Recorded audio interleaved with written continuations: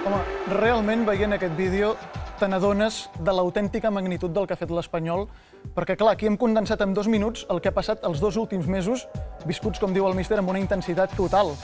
Però és que clar, l'Espanyol ha aconseguit 22 punts, que són en aquests 9 partits, que són els mateixos que va aconseguir l'Espanyol en 27 jornades.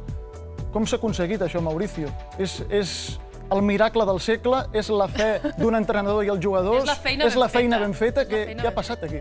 No, a ver, cuesta hablar de milagros, no, milagros no. Yo creo que es el haber trabajado, el haber creído en poder conseguir algo.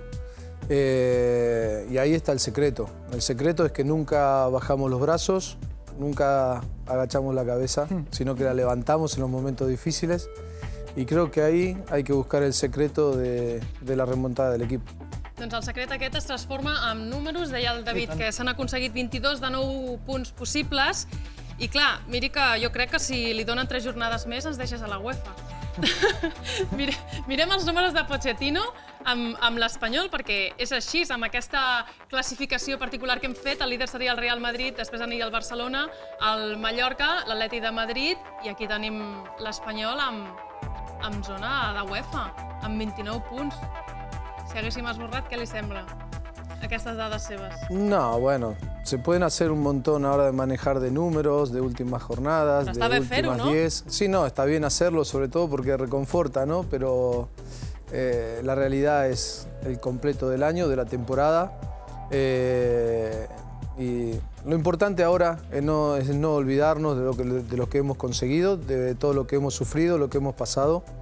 Esta comunión que se creó entre jugadores y afición, esto tiene que ser un bien en el cual tenemos que salvaguardarlo, tenemos que incentivarlo día a día y esto tiene que ser nuestro punto de partida para que en el futuro, a través de esta comunión, seamos cada vez más fuertes.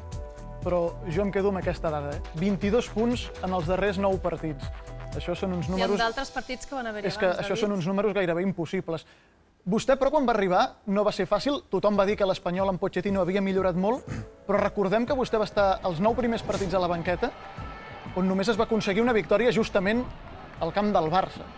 Una victòria importantíssima. Va ser allà quan els jugadors i vostè mateix van dir escolta, si hem guanyat el camp del Barça, és que això ho podem tirar endavant, som capaços de tot, això ho salvem segur. ¿Va a ser aquel el momento? Realmente, una vez que ganamos en el campo del Barça, es verdad, después recibimos un par de reveses contra Madrid, Villarreal, inmerecidamente, bajo mi opinión. Pero yo creo que lo importante es que del primer día hemos cambiado, tratamos de cambiar esa dinámica en la cual estábamos cayendo o estaba cayendo el equipo, en una dinámica de malos resultados, de cosas negativas que estaban ocurriendo, y al cambiar esa dinámica creo que empezamos mejorando el juego y sabíamos que los resultados tenían que llegar porque el trabajo, porque el esfuerzo, porque el sacrificio, porque las cosas que se estaban haciendo bien tenían que darnos éxito y tenían que darnos resultados. Y en ese sentido fuimos muy perseverantes y insistimos mucho sobre eso. Sabíamos que la liga era larga y que en el fútbol todo es posible y bueno, hemos conseguido algo que ha sido muy importante, ¿no? Home, però sincerament, la victòria davant del Barça al Camp Nou, per vostè va significar alguna cosa especial també? Yo creo que para mí y para todos los pericos, para todos ha significado algo muy especial después de 27 años. Que no passava. Sí, por supuesto. Va ser la nit màgica de l'Espanyol. Yo creo que ahora también se puede recordar mucho más, después de haber logrado la permanencia, creo que tiene mucho valor de por sí, pero ahora se le da un valor agregado. És que li vas prendre la mida al Barça. L'Espanyol li va ensenyar a mitja Europa, al Chelsea, per exemple, i a d'altres com se li havia de jugar al Barça de Guardiola, que va demostrar que si no tenien la pilota fàcilment, el pla B els hi fallava una miqueta aquí. En fi, ha estat una de les claus d'aquesta temporada. Han influït moltes coses i molts factors. Si tirem una mica enrere, a la temporada 2003-2004, quan va arribar vostè amb Luis Fernández, van arribar molts altres fitxatges d'hivern, van arribar molts jugadors, Raducanu, Hagi, Vinyal... Aquesta temporada només va arribar un home, que és Iván Alonso.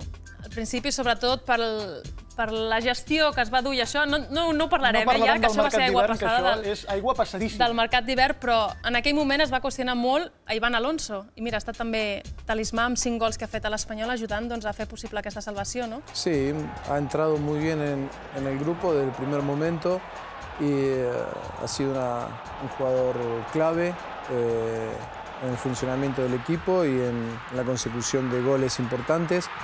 Pero sobre todo resaltar el valor humano, ¿no? Todo lo que ha aportado humanamente al vestuario se ha adaptado de una forma increíble y bueno, realmente yo creo que todos estamos muy contentos de su aportación, no solamente dentro del campo, sinó també en el vestuari ha sido important. Està clar que Iván Alonso ha callat més d'una, més de dues i més de 10 boques, i és un jugador que ens recorda molt d'actitud a Mauricio Pochettino, precisament. Un home que s'ha integrat perfectament des del primer dia, que ha sabut el que era defensar la samarreta de l'Espanyol des del primer dia i que ho ha donat tot per uns colors. I això ha fet que la gent de l'Espanyol ja el tingui directament, bueno, se l'ha posat a la butxaca, clarament. I uns altres que hem de destacar és l'afició de l'Espanyol. Ho hem anat fent en aquest programa cada setmana. No ens hem cansat de fer-ho perquè realment s'ho ha merescut. La gent ha omplert Montjuïc, la gent ha cregut que era possible quan les coses estaven realment molt difícils. ¿Vostè s'imagina aquest ambient a Cornellà al Prat?